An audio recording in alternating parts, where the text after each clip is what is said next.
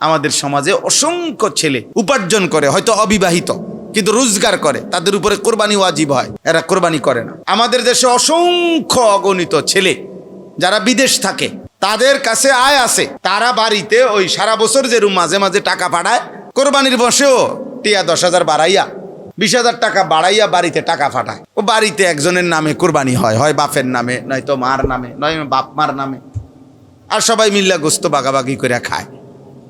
হেরা মনে করে বাড়িতে একজন কোরবানি হইলেই হইছে, না, বাড়িতে কোরবানি হইলেই হইছে না। যতজনের উপরে কোরবানি ওয়াজিব, ওদের প্রত্যেকের পক্ষ থেকে কোরবানি আদায় করতে হবে। এটা তো ওয়াজিব, এটা তো ওয়াজিব। আপনার ছেলের উপরে কোরবানি ওয়াজিব, তার সম্পত্তি থাকার কারণে সেটা আপনার নামে আদায় করলে হবে না। আবার আপনাকে সে দিবে না কেন? আপনি তার বাবা, তার মা, তো সে তো সারা বছরই টাকা দেয় বাপ মারে, তো এখনো দিবে।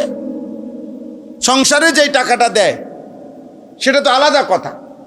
তো এরপরে যে সে জমায়, ব্যক্তিগত কম অল্প অল্প করে জমায়, তো ওইটা তার মালিকানা না? কথা বোঝেন নাই? তো ওই মালিকানার উপরে কোরবানি আসবে না? তো সেটা কখন আদায় করবে সে? আমরা বাইত কোরবানি হয়েছে, তোমরা বাইত কোরবানি হলো নাকি? এজন্য এটা জরুরি বিষয়, খুব জরুরি। নবীজি সাল্লাল্লাহু আলাইহি ওয়াসাল্লাম বলেছেন, মান কানা লাহু সাআতুন ওয়া লাম ইউদাহি ফালা ইয়াকরাবান্না মুসাল্লানা। যে ব্যক্তির সামর্থ্য থাকা সত্ত্বেও কোরবানি দেয় নাই, আল্লাহর নবী বলছে সে যেন ঈদগাহে না আসে, সে যেন মুসলমানদের সাথে নামাজ পড়তে না আসে। ওই নাফরমানকে বইল যে তুমি নামাজে আইসো, আরে সমাজচ্যুত করে দাও, আলাদা করো, যা নাফরমান, তোর টাকার মায়াই যেহেতু মায়া, বাদ দে, আমাদের সাথে নামাজে আসবা না। সে যেন ঈদের নামাজে না আসে, সে যেন মুসলমানদের নামাজে না আসে। ডাইরেক্ট বলছে ফালা ইয়াকরাবান্না, অবশ্যই অবশ্যই সে যেন না আসে। লামে তাকিদ বানুনে তাকিদ সকিলা, মানে আরবি ভাষার খুব তাকিদ, গুরুত্ব, অবশ্যই অবশ্যই যেন না আসে। জামাতের টাইমে বাইরের মাইক বন্ধ করে দিবেন, আমরা এখানে একসাথে নামাজ পড়বো ইনশাল্লাহ একটু পরে। তাইলে এটা জরুরি বিষয়। দেখেন, ফালা ইয়াকরাবান্না মুসাল্লানা, তারা যেন আমাদের ঈদগাহে, নবীজি বলছে অবশ্যই যেন না আসে, কাছেও যেন না আসে। ইয়াকরাবান্না তো কি? কাছেও যেন না আসে। তুই এলাকা তো আইবি না বেটা, মসজিদের দ্বারা কাছেও আসবি না, তুই বাইত ঘুমা, বাত গোস্ত রান্ধা হইলে তোর মায়ে তোর উড়ে খাওয়াই, তোর তো টাকা দরকার, তোর আখেরাত দরকার না। বুঝেন না? বলবেও না হুজুরের কাছে, কোন আলেমের কাছে জিজ্ঞাসাও করবে না, জিজ্ঞাসাও করবে। এজন্য দান সাদাকা নফল, এটা কম বেশ হইতে পারে। আমি আপনাকে বললাম মাদ্রাসায় দান করেন, কেউ 10 টাকা দিলেন, কেউ 1000 টাকা দিলেন, হইতে পারে, এটা তো দান সাদাকা নফল। কিন্তু জাকাত, হজ, কোরবানি এটা খামখেয়ালি না, এটা ফরজ, ওয়াজিব। ফরজ এবং ওয়াজিবে বাড়তি করারও দরকার নাই, কমতি করারও অনুমতি নাই, অনুমতি না। আপনাকে যা ফরজ তাই করতে হবে, শরীয়ত নির্ধারণ করে দিছে। সম্পত্তি আপনার বাপেরও না, আমার বাপেরও না, সম্পত্তি আল্লাহর দেওয়া। ওয়াবতাগি ফীমা আতাকাল্লাহ, আল্লাহ বলছে আমি তোমাদেরকে যে সম্পত্তি দিয়েছি, যা আমি দিয়েছি, তা দ্বারা প্রথম তোমরা আদ-দার আল আখিরা, আখিরাতের ঘর জান্নাত তালাশ করো। সম্পদের প্রথম হক আখিরাত। আমার জান দিয়ে প্রথম দাবি আমার আখিরাত, আমার মালেরও প্রথম দাবি আখিরাত, আখিরাত, এরপরে দুনিয়া। ওয়ালা তানসা নসীবাকা মিনাদ দুনিয়া, আল্লাহ তাআলা বলে দুনিয়া ভুলে যেও না। দুনিয়া বললাম না, বাজার, ব্যবসা, স্ত্রী, সংসার সব করো, কোনো সমস্যা নাই, কিন্তু 1 নম্বর প্রথম প্রায়োরিটি, প্রাধান্য দিতে হবে আখিরাত। তাইলে হজ, কোরবানি, যাকাত, এই 3টি বিধান আপনি বুঝে নেবেন, অল্প অল্প করে বুঝে নেবেন। বুঝার সহজ উপায় হলো পুরা মাসালা আপনি বুঝা পারতেন না, এটা দরকারও নাই আপনার, আপনি শুধু আপনারটা বলবেন। এইখানে ডাক্তারের কাছে রুগী যতজন আইছে সবার রোগ কি আপনার বোঝনের দরকার নেই, আপনারটা আপনি শুধু চিকিৎসা নিয়ে নেন, আপনি আপনার হিসাব নিয়ে নেন, তাহলেই সহজ। প্রত্যেকেই যদি নিজ নিজ হিসাব নিয়ে নেয় যার যার আশেপাশের আলেম থেকে, সহজ। বললাম না, বুঝতেই চায় না, মানতেই চায় না। অথচ আল্লাহর ঘরে যাওয়া, কাবা শরীফ যাওয়া, বিশ্বাস করেন যার কলিজার ভিতরে আল্লাহ পাকের ভালোবাসা আছে, মহব্বত আছে, তার হৃদয়ের একটা স্বপ্ন থাকা, কল্পনা থাকা যে আল্লাহর ঘর দেখা, আল্লাহর ঘর দেখা। নবীজি সাল্লাল্লাহু আলাইহি ওয়াসাল্লাম মক্কা থেকে যখন হিজরত করে মদিনায় গেছেন, তো হিজরতের 6 বছর পরে, মদিনায় যাওয়ার 6 বছর পরে নবীজি সাল্লাল্লাহু আলাইহি সাল্লাম একদিন সাহাবায়ে কেরামকে বলছেন সকালবেলা যে আমি গত রাত্রে স্বপ্নে দেখছি তোমাদেরকে নিয়ে আমি আল্লাহর ঘর তাওয়াফ করছি, উমরা করতেছি। তো সাহাবারা আল্লাহর ঘর থেকে যে আইসা পড়ছে মদিনায় মক্কাবাসীর কারণে অত্যাচারে, তো এই কারো 6 বছর, কারো 7 বছর হয়ে গেছে। আজকে 6-7 বছর যাবৎ তারা আল্লাহর ঘর আর দেখে না, নবীজিও যায় নাই, কোনো সাহাবারাও যায় নাই, ওনারা তো চলেই আসছে মদিনায়। 6 বছর পরে যখন নবীজি সাল্লাল্লাহু আলাইহি সাল্লাম আজকে বললেন যে তোমাদেরকে নিয়ে স্বপ্নে দেখছি আল্লাহর ঘর তাওয়াফ করছি, উমরা করতেছি, সাহাবায়ে কেরাম সাথে সাথে দাঁড়াইয়া, ইয়া রাসূলুল্লাহ, আমরা এখনই, এই বৎসরই এখনই আমরা রেডি হইতেছি, আল্লাহর ঘরে যাব। সাহাবায়ে কেরাম বুঝতেন নবীজি সাল্লাল্লাহু আলাইহি ওয়াসাল্লামের স্বপ্ন ওয়াহি, সমস্ত নবীদের স্বপ্ন কি ওয়াহি, ওনাদের স্বপ্ন খামখেয়ালি না, আমাদের জানতেন কারো স্বপ্ন না। যেমন ইব্রাহিম আলাইহিস সালাম, উনি বলছেন ওনার ছেলে ইসমাঈলকে, আমি স্বপ্নে দেখেছি, ইন্নী আরাফিল মানামি, আমি স্বপ্নে দেখছি তোমাকে জবাই করতেছি আল্লাহর হুকুমে। তো ছেলে ইসমাঈল এটা বলে নাই যে আব্বা, মাত্র 8-10 বছর 12 বছরের ছেলে, ইমানদারের সন্তান, উনি বুঝে, এই এত ছোট বয়সে উনি বুঝে যে নবীর স্বপ্ন ওয়াহি, নবীর স্বপ্ন মামুলি কিছু না। এই জন্য ইসমাঈল বলছে আব্বা আমি রেডি, আপনি এখনই পালন করেন, ইয়া আবাতি ফাআল মা তুমার, আল্লাহর হুকুম পালন করেন। অথচ উনিও বলতে পারতেন আব্বা, আরে স্বপ্নে তো কত কিছুই দেখে, স্বপ্নে তো মানুষ আমেরিকা বাইতলে স্বপ্নে দেখলেও নাকি। ছেলেও তো বলতে পারতো আব্বা স্বপ্ন তো স্বপ্নই, এটা নিয়ে পড়ে থাকার কি না। ইব্রাহিম আলাইহিস সালামও বুঝছেন আমার স্বপ্ন এটা ওয়াহি, ইসমাঈলও বুঝছেন আমার স্বপ্ন কি ওয়াহি।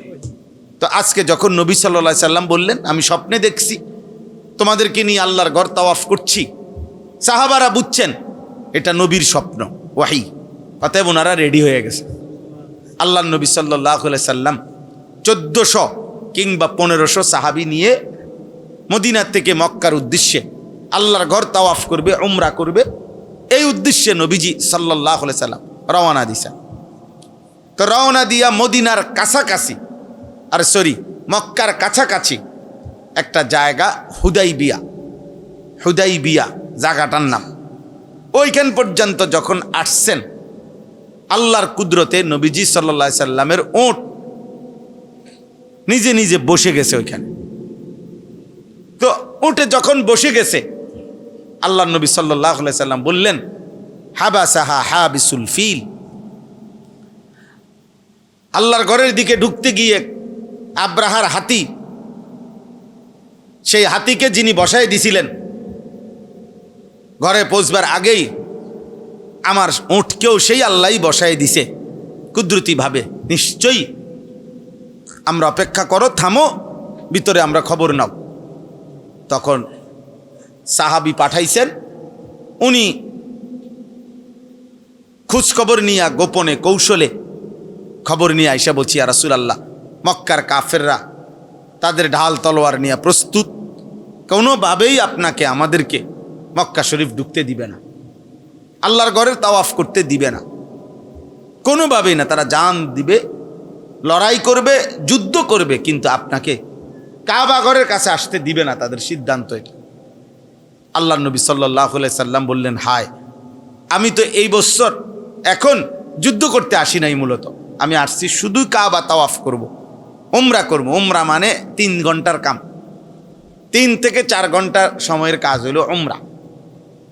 উমরা মানে আল্লাহর ঘরের চারদিকে 7 চক্কর দেওয়া, সাফা মারোয়া পাহাড়ে 7 বার আসা যাওয়া করা, এরপরে মাথা মুন্ডন করা, শেষ, খালাস। এই 3 থেকে 4 ঘন্টা টাইম লাগে, আরো কমও লাগে অনেক সময়। এতটুকুর নামই উমরা। তা আমি তো এটুকু করতে আসছি, আমি তো আবার আমার উমরা আমরা শেষ করে আমরা আমাদের পথে মদিনায় ফিরে যাব। কিন্তু ওদের সিদ্ধান্ত ওরা দিবে না। শেষ পর্যন্ত এই হুদাইবিয়া নামক জায়গায় নবীজি তাঁবু ফেলছেন, এবং অনেক ঘটনার পরে, অনেক কথাবার্তার পরে যাইতে দেয় নাই। নবী সাল্লাল্লাহু আলাইহি সাল্লামের সাথে তারা মক্কাবাসী চুক্তি করছেন। এইটাকেই বলা হয় হুদাইবিয়ার সন্ধি। এই চুক্তিনামার মধ্যে সিদ্ধান্ত হয়েছে এবছর ফিরে যাবে, আগামী বছর আইসা এই উমরাটা কাজা করবে। এবং নবীজি সাল্লাল্লাহু আলাইহি সাল্লাম পরের বছর আইসা এই উমরাটা কাজা করছেন, সাহাবাদেরকে নিয়ে উমরা করছেন পরে। কিন্তু এই যে আল্লাহর ঘরে ঢুকতে বাধা দিল এরা, তো এখানে তাদের কয়েকটা কাজ করলো। এক নাম্বার হলো এরা আল্লাহর সাথে, এই মক্কাবাসী প্রথম হলো এরা আল্লাহর সাথে কুফরি করলো, এরা তো কাফের মুশরিক। 2 নাম্বার, যে মানুষগুলো আল্লাহর পথে চলতে চায়, ইসলামের পথে, তারা তাকে আল্লাহর পথে চলতে তাদেরকে বাধা দিচ্ছে।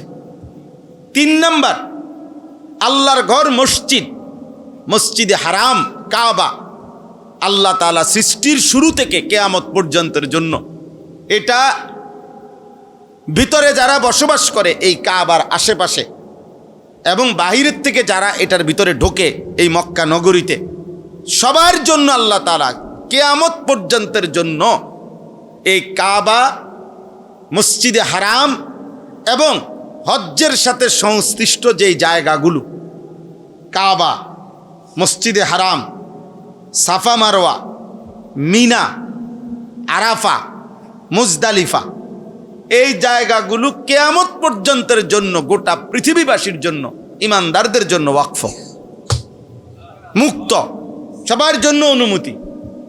এখানে কারো অধিকার নাই আটকাইয়া রাখা, বাধা দেওয়া।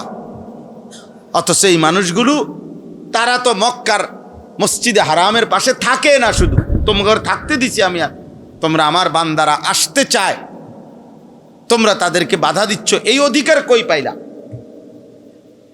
কেউই পাইলা। তদুপরি সিদ্ধান্ত নিছে যে কাবার চত্বরে মসজিদে হারামের কাছে যদি ওরা আসে, রক্তপাত করবে, এদেরকে হত্যা করবে, মুসলমানদেরকে। তো আল্লাহ তাআলা বলেন, আমার ঘরের কাছে এই ধর্মদ্রোহী, আল্লাহদ্রোহী কাজ, এত বড় জুলুম, এই ইচ্ছা পোষণ করলা কেমনে? আল্লাহ তাআলা এখানে 4টি অপরাধের বর্ণনা দিছে। 1 নাম্বার, যারা কুফরি করলো। 2 নাম্বার, যারা আমার বান্দাদেরকে আল্লাহর পথে চলতে বাধা দিল। 3 নাম্বার, যারা সবার জন্য অনুমতি যেই মসজিদে হারাম সেখানে ঢুকতে বাধা দিল। 4 নাম্বার, আমার হারামের সীমানার মধ্যে যারা আমি আল্লাহর হুকুমের লঙ্ঘন করে জুলুম অত্যাচারের ইচ্ছা পোষণ করলো, আল্লাহ দ্রোহী কাজের, আমি এই সমস্ত নাফরমানকে বললাম, নুজিকহু মিন আযাবিন আলীম, আমি তাদেরকে অত্যন্ত ভয়ানক মর্মান্তিক শাস্তি দেব। এইটা হলো এই প্রথম আয়াত। এতক্ষণেই বুঝাইলাম।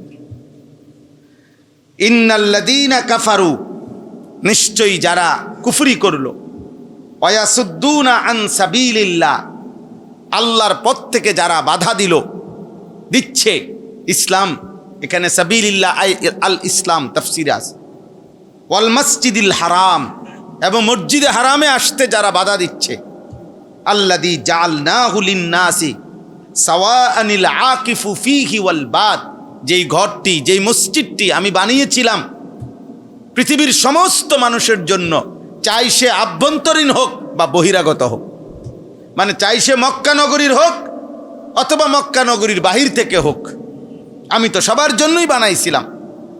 সেই ঘরে আসতে যারা বাধা দিচ্ছে, আমান ইউরিদ ফীহি বিইলহাদিম বিযুলমিন, এবং সাথে সাথে যারা আমার এই হারামের সীমানায়, মসজিদের সীমানায় যারা অন্যায়, জুলুম, আল্লাহদ্রোহী, ইলহাদ, ধর্মদ্রোহী, আল্লাহর বিরুদ্ধে জুলুম করতে চাচ্ছে, এরকম ইচ্ছা পোষণ করছে, মারামারি করবে, খুনাখুনি করবে, মুসলমানের পবিত্র রক্ত বহায়া দিবে, আল্লাহ বলেন এই সব পাপীদেরকে বললাম নুজিকহু মিন আযাবিন আলীম, আমি তাদেরকে অত্যন্ত মর্মান্তিক আযাব, নুজিকহু, মজা দেখাবো, আযাবের মজা, শাস্তি দেব। আমার বড় ভয় লাগে এই জন্য, সামর্থ্যবান যে মানুষটা সরাসরি ইসলামের হিসাব মতে তার উপরে হজ ফরজ, কিন্তু কইতে দেরি, তার বউয়ে দিছে দমক, হ্যাঁ রে বেটা অনগুদ্দুর গদ্দুয়ারের নাম নাই, আল্লাহর হজে যাইব বেটা, আলাফের আর কি নাই, জায়গা নাই, আলাফের আর জায়গা, রঙের আর শেষ নাই, ফুতে বলে দিছে, হ্যাঁ জিয়ে বলে দিছে, দমক দিয়ে দিছে, অর্থাৎ এবারটা আসতে ফুতের বয়ে, জিয়ের বয়ে, বউয়ের বয়ে উনি দৈমা গেছেন, থেমে গেছেন, আর ওরা বাধা দিয়ে দিল আল্লাহর ঘরে যাইতে, মসজিদে হারামে যাইতে। ওদের পরিণতিটা কি হবে? এই নাফরমানদের পরিণতি কি হবে? তাইলে আপনারা বলেন, আপনারা আপনাদের ছেলে মেয়ের বিয়ে, বিদেশ, বিল্ডিং, সংসার, এর সাথে হজ্জের বিধানকে ফিরায় দিলেন, ফেলে দিলেন, বাদ দিয়ে দিলেন। আপনারা কাজটা কি করলেন? কার বুদ্ধিতে করলেন? কার পরামর্শে করলেন? কার দমকে করলেন? বুঝতেও চাইলেন না কেন? কেন বুঝতেও চাইলেন না? কেন বুঝতেও চাইলেন না? আপনাকে আমি একটা ছোট্ট হিসাব বলি, একটা হিসাব বললে বুঝবেন। অনেক উদাহরণ আমি আগেই বলছি, প্রত্যেকের দায়িত্ব হলো নিজেরটা নিজে কি করে নেওয়া, বুঝে নাও। বাকি আমি একটা উদাহরণ, কমন উদাহরণ দিই, তাহলে বুঝবেন।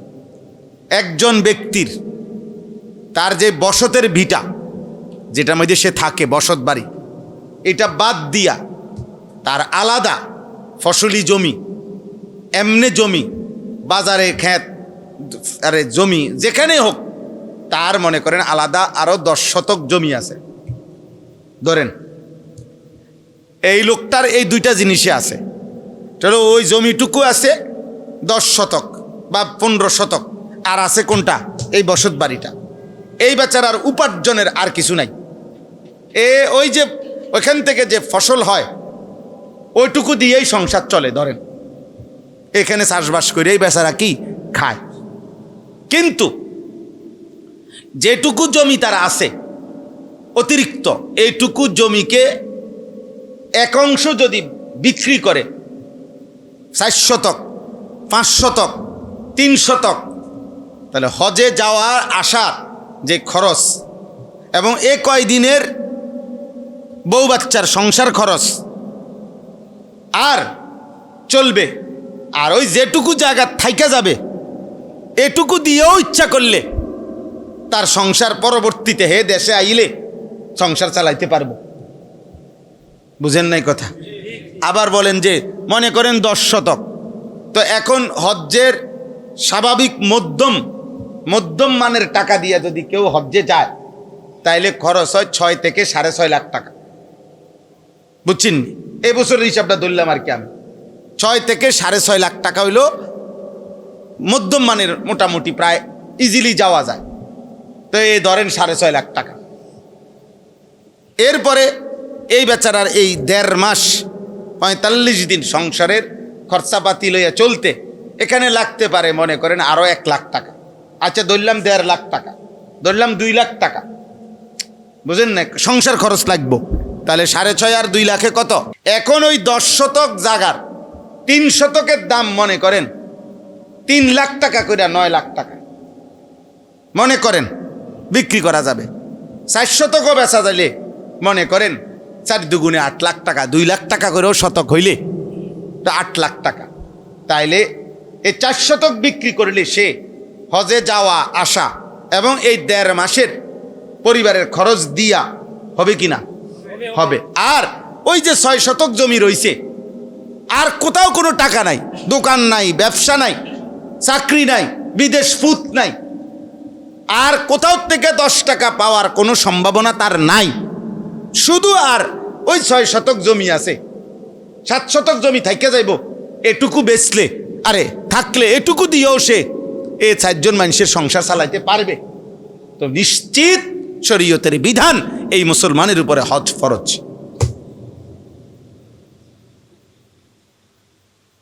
এবং এই মুসলমান যদি হজ না করে মারা যায়, আল্লাহ নবী বলছে আমি জানি না হয় ইহুদি মরল নয় খ্রিস্টান মরল, সে কিভাবে মরবে এটা হে বুঝবে, মুসলমানের মরণ হবে না। এবার বলেন, একটা শুধু স্যাম্পল দেখাইলাম, এখন বলেন তো কি পরিমাণ মুসলমানের উপরে হজ ফরজ? কথা কোন? তো হেবাড়াজি মস্কারি করে, আমাদের দেশের মানুষ মস্কারি করে না। গেলাম হইলে আরে কার মনে না চায়, আল্লাহর ঘরে চাইতো কার মনে না চায়? হ্যাঁ, আজ যা 60 বছর লাগাইয়া 4 ফুট আল্লাহ আল্লাহ করে বিদেশ পাঠাইছি, কদ্দুর ঘর করছি, মাইয়াগুন বিয়া দিছি, চারিদিক দিয়ে আল্লাহর রহমতে অবসর হইছি। এখন যদি ফুটগুনরে নিজে মানুষ করলাম, টাকা পয়সার মিল করে দিলাম, বিদেশ পাঠাইলাম, এখন এরা যদি কেউ দয়া করে তাকে যদি আল্লাহ লোয়ায়, তারা যদি আমারে হজে পাঠায়, বাফেরে হজ করায়, তাইলে তো যাইলাম হইলে, তাইলে তো যাইলাম, নইলে না হুজুর, নাইলে আমি করতে কি তানো, আমার তো কিচ্ছু নাই, আমার তো কিচ্ছু নাই, সব তো দিয়ে লাইছি জিফুতে, আপনার কিচ্ছু নাই। এই যে কথাটা বললেন, কি বললেন? এটা কি বললেন?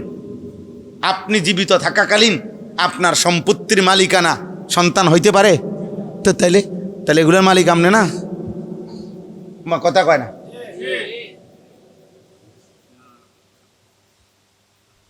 এগুলোর মালিক আপনি না? তো আপনার খেতে জমি নাই, 30 শতক জমি নাই, আমি তো কমাইয়া না, সর্বোচ্চ কমাইয়া না কইলাম, 20 শতক জমি নাই। হ্যাঁ, তো ব্যাংকে টাকা নাই আপনার, আপনার আর কোনো ইনকাম নাই, তো বলেন না, বলেন। প্রতিনিয়ত আপনি ওই দিন আমি রাজবাড়ি গেছি, ওনারা যে বাড়িতে খানা খাইলাম, আমাদের খুব ঘনিষ্ঠ একজন ভাই, তো ওনাদের শুধু পেঁয়াজ গোডাউনে, মানে ওনারা এটাকে ঘর বানাইয়া এটার মধ্যে কোল্ড স্টোর সিস্টেমের মতো করে পেঁয়াজ রাখছে। তো তাগো সংসারের পেঁয়াজ যেটা না, শুধু আমি বললাম কতটুকু পেঁয়াজ আছে এখানে?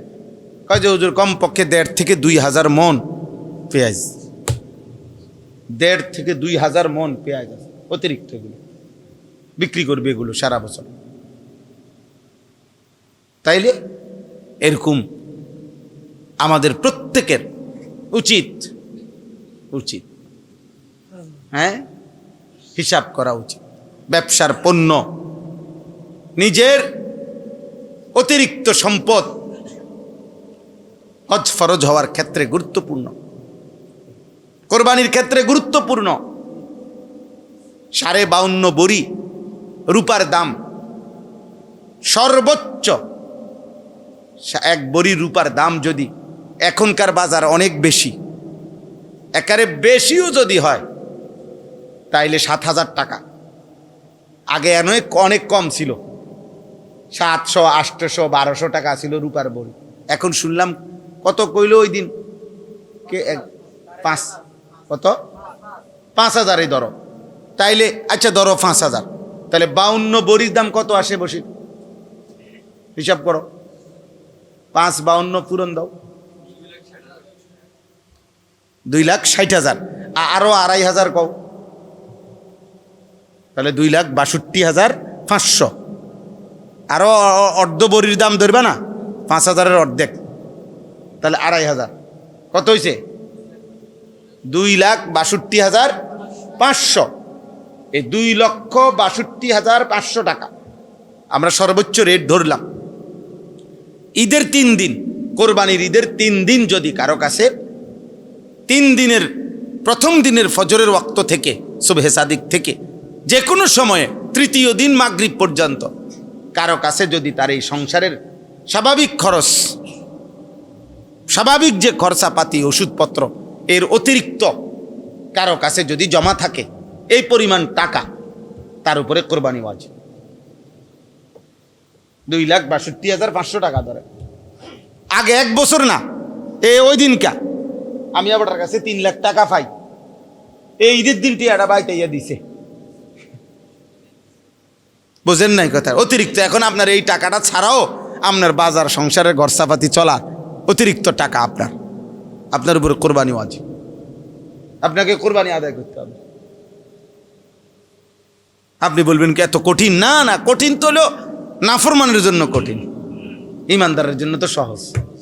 ইন্নাহা লাকাবীরাতুন ইল্লা আলাল খাশিঈন, আল্লাহর ভয় যার কলিজার মধ্যে আছে তার জন্য ইবাদত কঠিন নয়। আল্লাহ বলছে মুনাফিকের জন্য কঠিন, নাফরমানের জন্য কঠিন। নবীজি বলছে ফজরের নামাজ মুনাফিকের জন্য কঠিন, মুমিনের জন্য সহজ। আমার শায়েখ আল্লামা মুফতি মুশতাকুর নবী সাহেব বলে মুমিন ফজরের নামাজ ছাড়তেই পারে না, মুনাফিক ফজরের নামাজ পড়তেই পারে না।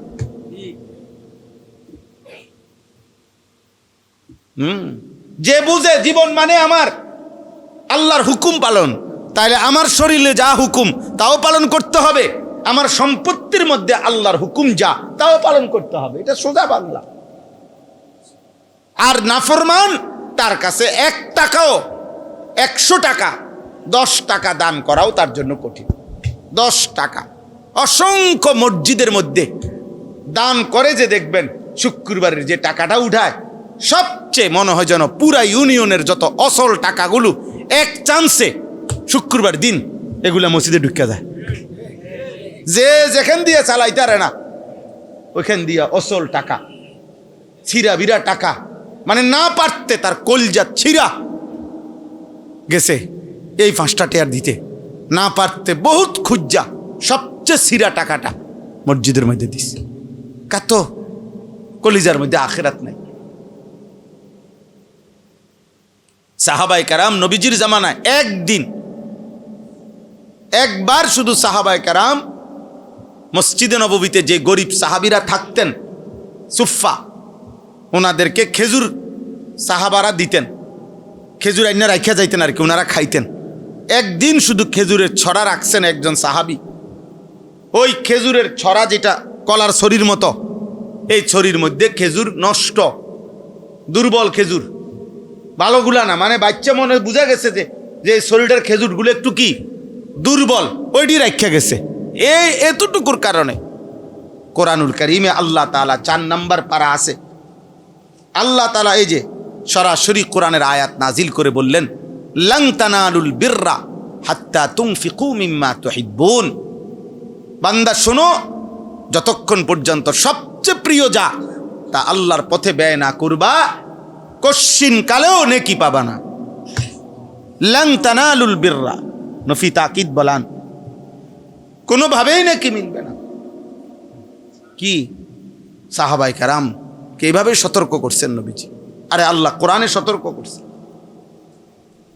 এই জন্য বললাম আল্লাহর ঘর থেকে বাধাগ্রস্ত করা এটা কত বড় সাংঘাতিক পাপ, কত বড় সাংঘাতিক পাপ, কত বড় পাপ আমাদের প্রত্যেকের উচিত। এবার দেখেন আল্লাহ বলেন, এইবার তর্জমা বলে শেষ, ওয়াইদ বাওয়ানা লিইব্রাহিমা মাকানাল বাইতি আল্লা তুশরিক বি শাইআ ওয়াতাহহির বাইতিয়া লিত-তাইফিন ওয়াল কাইমিন ওয়ার রুকআইস সুজুদ। আল্লাহ বলেন, শোনো বান্দা, পৃথিবীবাসী শোনো, আমি আল্লাহ নিজে আমার ঘর কাবা, আমি নূহ আলাইহিস সালামের জামানায় তুফানের সময় উঠায় নিছিলাম উপরের অংশটা, আবার সেই ঘরের জায়গাটা ইব্রাহিমকে আমি আল্লাহ তাআলা নিজে ওই ঘরের স্থান, দৈর্ঘ্য, প্রস্থ, সীমানা নির্ধারণ করে দেখাইয়ে দিছি, বলে দিছি যে আমার ঘর তুমি আবার নির্মাণ করো, আর নির্মাণ করে পৃথিবীবাসীকে ঘোষণা দিয়া দাও এই ঘরের মধ্যে, এই ঘরের ইবাদতে কোনোভাবে কেউ যেন আমি আল্লাহর সাথে শিরিক না করে, আর কিয়ামত পর্যন্তের জন্য এই ঘরকে যেন পবিত্র রাখে। আমার বান্দারা এর চারদিকে তাওয়াফ করবে, কেউ দাঁড়িয়ে নামাজ পড়বে, কেউ রুকু সেজদায় আমার বন্দিগি করবে। যতজন আমার ইবাদত, আমার বন্দিগি করতে চায় তাদের জন্য আমার ঘরকে কিয়ামত পর্যন্তের জন্য পবিত্র করে দাও। আমার বান্দারা আসবে।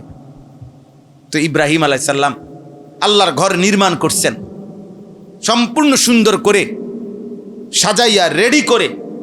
এবার আল্লাহকে জিজ্ঞেস করছেন, আল্লাহ আমি এখন কি করব? আমি আপনার ঘরের নির্মাণ ঠিক শেষ করছি, কাম শেষ। এবার আল্লাহ বললেন, ওয়াআযযিন ফিন-নাস বিল হজ্জ, এবার তুমি ইব্রাহিম পৃথিবীবাসীকে, আমার বান্দাদের মাঝে হজ্জের ঘোষণা দিয়ে দাও, আমার এই ঘরের কাছে যেন তারা হজ করতে আসে।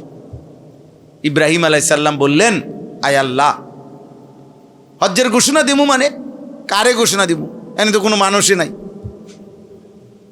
মানুষই তো আমি, আমার ছেলে ইসমাইল, আর এই অল্প কোগা মানুষ, এগুলোর লগে থাকে যে কয়জন মানুষ, হইতো না 50 জন এগরে। আর আপনি বলতেছেন ফিন্নাস, পৃথিবীর সমস্ত মানুষের মধ্যে ঘোষণা দিতাম, মানুষ কই?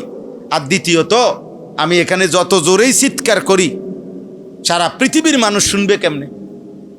আল্লাহ তাআলা বললেন, নাদি ওয়া আলাইয়াল বালাগ, ইব্রাহিম তুমি ঘোষণা দাও, আজান দাও, আমি আল্লাহ পৌঁছানোর দায়িত্ব কিয়ামত পর্যন্ত। আমার এই ঘরে কারা কারা আসবে এটা আমি নিয়ে আসবো।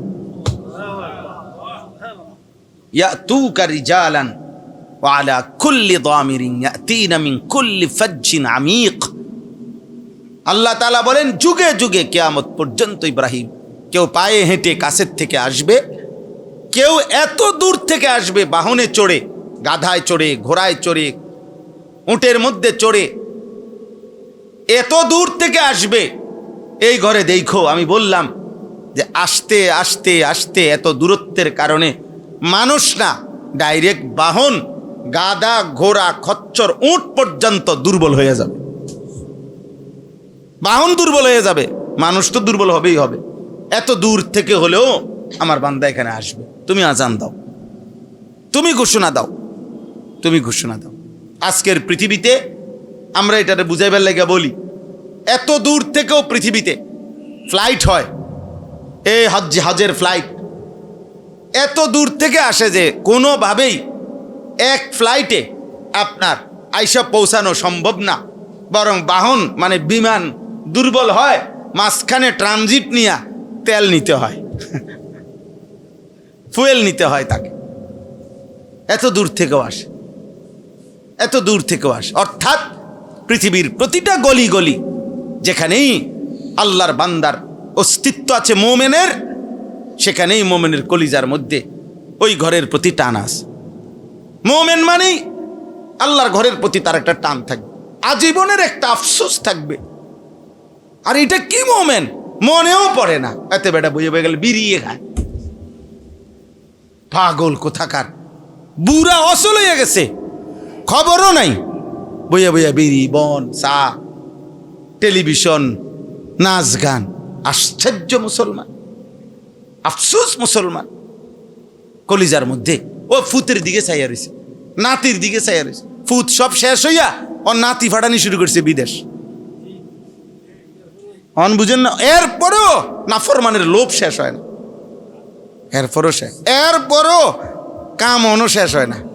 অনও এ ঘুরতে আছে, আজ যা 30 বছর এই জমি 2 শতক এবারটা ঘুরাইতে আছে, বেচবো বেচবো কইয়া প্রত্যেক দিন যায়। কিও আর কথা আসেনি কোনো কইবানি?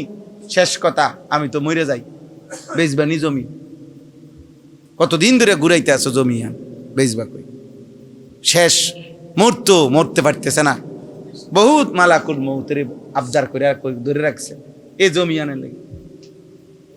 জিফুতের এই জমিখান লাইন করে দিলে, এই জমিখান ব্যবস্থা করে দিলে, এরপরে উনি মরে যাবে, এরপরে মরে যাবে, এরপরে কবরে শান্তি আর শান্তি।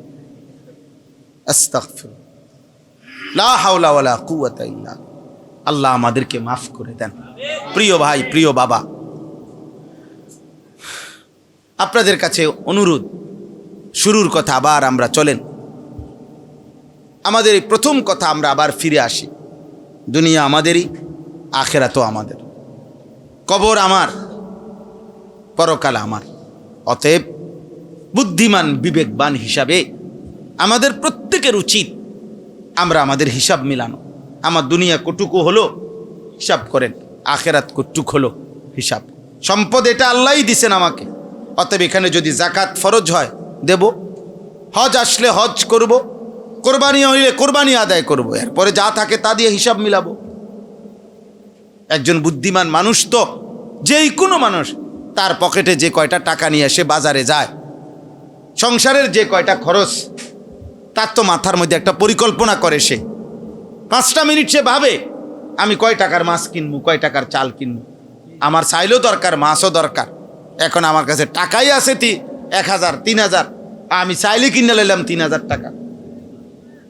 আমাদের এক লোক কিছুদিন আগে আপনার, তার ছেলে দুষ্ট, তো উনি আমার আফসুস করে বলতেছে, কাইন্দা দিছে, হুজুর পোলা, ওনার ছেলে ঘর থেকে 2 লক্ষ টাকা চুরি করে নিছে গা, নিয়ে 60টা মোবাইল কিনে লাইছে।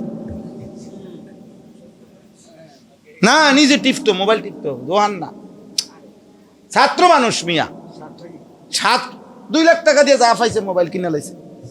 তাই বললাম মাশাআল্লাহ, আপনার একটা বিষয় ক্লিয়ার হয়ে গেল, যে মোবাইলের বিষয়টা আর ফ্যামিলিতে কোনো ঝামেলা রইল না। আগামী 30 বছর আমনের বংশের আর কারো মোবাইলের কি থাকলো না, হেতে তো একটা বিষয় কি করে দিল, ক্লিয়ার করে দিল। তাহলে বলেন, এটা হইল নি কথা? তুই বুঝি 2 লাখ টাকা দিয়ে মোবাইল কিনে লাগবি? তো এই কথাই বললাম আর কি। তো আমাদের হালাত হলো এমন,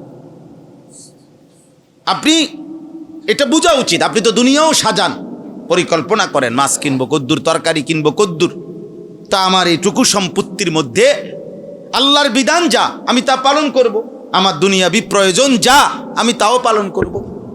এটা তো সহজ বিষয় আব্বা, সহজ বিষয়। এই জন্য প্রতিনিয়ত মনে রাখবেন, একজন মোমেন, একজন ইমানদার মুসলমান, তার প্রত্যেক দিনের রানিং ডিউটি 2টা। এক, মুসলমান মানেই প্রতিদিন নামাজ পড়ে, মুসলমান মানেই প্রতিনিয়ত নিয়মিত দান করে, খরচ করে আল্লাহর রাস্তায়।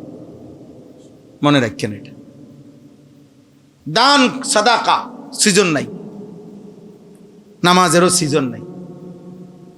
নামাজ সারা বছর, প্রতিদিন আল্লাহর পথে খরচ, প্রতিদিন সাদাকা, প্রতিদিন। যখন বছর শেষে জাকাত আসবে, জাকাত দেব। জীবনে যখন একবার হজ ফরজ হবে, হজ করব। বছরে প্রতি বছর একবার যখন কোরবানি ওয়াজিব হবে, কোরবানি করব। আর প্রতিনিয়ত আল্লাহর পথে নফল সাদাকা করতে থাকব। রমজানের রোজা সিজনে, হজ সিজনে, জাকাত বছরে একবার সিজনে, কিন্তু দান সাদাকা নিয়মিত, নামাজ নিয়মিত। এই জন্য আপনারা এই অভ্যাস করেন, পরিমাণ আপনি নির্ধারণ করবেন। আল্লাহর পথে খরচ করবে, কেউ 10 টাকা খরচ করবে, কেউ 10 লাখ টাকা খরচ করবে, কিন্তু খরচ করবে প্রতিনিয়ত। এটা মোমেনের সিফাত, মোমেনের বৈশিষ্ট্য। রাসূলুল্লাহ সাল্লাল্লাহু আলাইহি সাল্লাম বলছেন, এই কিতাবে আছে, আল্লাহ নবী বলছে, ইত্তাকু যুলম, জুলুম থেকে বাঁচো, ফা ইন্না যুলমা যুলমাতুন ইয়াউমাল কিয়ামা, প্রত্যেকটা জুলুম কিয়ামতের দিন তোমার জন্য অন্ধকার হয়ে যাবে। এরপরে নবীজি বলছে, ওয়াত্তাকুশ শুহা, কৃপণতা থেকে বাঁচো, ফা ইন্না শুহা আহলাকা মান কানা ক্বাবলাকুম, তোমাদের পূর্বের জাতিদেরকে আল্লাহ কৃপণতার কারণে ধ্বংস করে দিয়েছে। আপনি খরচ করেন, আনফিক উনফাক। নবীজি সাল্লাল্লাহু আলাইহি সাল্লাম বলছেন, আল্লাহ বলে হাদিসে কুদসি, বান্দা তুমি আমার জন্য খরচ করো, আমি তোমার জন্য খরচ করব। তুমি আমাকে দাও, আমি তোমাকে দেব, আমি তোমাকে দেব, আমি তোমাকে দেব। তোমার যা দিচ্ছ দান, এই তো আমিই দিছি, আল্লাহ দিছে না? কথা বলেন। আপনি যে 10 টাকা দান করলেন, এই 10 টাকা আপনি কোত্থেকে আনলেন? আপনি যে 10,000 টাকা দান করলেন, এই 10,000 টাকা কোত্থেকে আনলেন? আল্লাহ দিছেন, এটা আল্লাহ দিছে। আল্লাহ আবার দিবে। যিনি এখন 10,000 দিতে পারছে, তো তিনি আবার দিতে পারবে না? কথা বলেন না? তো এটা শেষ হয়ে গেলে আর পাবেন না, তো আপনি এর পরে কি মরে যাবেন? তো আগের বার আল্লাহ দিছে না, তো পরের বার কে দিবে? তো আর অসুবিধা কি এখানে? এটা তো সহজ, এটা বুঝতে হবে, এটা ভাবতে হবে, আলহামদুলিল্লাহ চেষ্টা করতে হবে নিজের জীবনে। আমাদের এটা অভ্যাস বানানো উচিত, কম বেশি সাদাকা প্রতিনিয়ত করা। আল্লাহ নবী বলছে যত সাদাকা করবা তত বালা মুসিবত পেরেশানি অভাব অস্থিরতা দূর হয়ে যাবে। নবীজি হাদিসে বলছেন, এই হাদিসটাই বলছি, নবীজি বলছে তোমরা বারবার হজ করো, বারবার উমরা করো। নবীজি ওয়াদা দিছে তাবিউ, একটার পর একটা হজ করো, একটার পর একটা উমরা করো, কি হবে?